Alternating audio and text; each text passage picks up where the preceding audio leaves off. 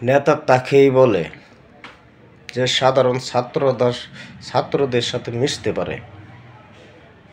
নেতা তাকেই বলে যারা মানুষের দুঃখটা বোঝে, ছাত্রদের দুঃখ বোঝে।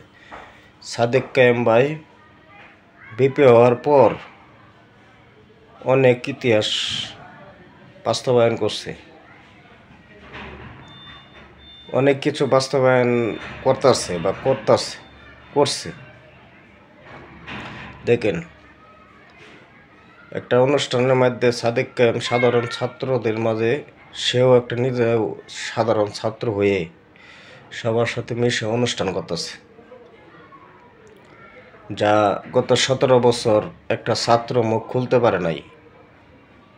বিপি হওয়ার পরে মানে রুমের ভিতরে বন্দি কইরা ইচ্ছা মতো পিটাইছে তাদেরকে। আর আজকে দেখেন ইসলামের কি ধর্ম।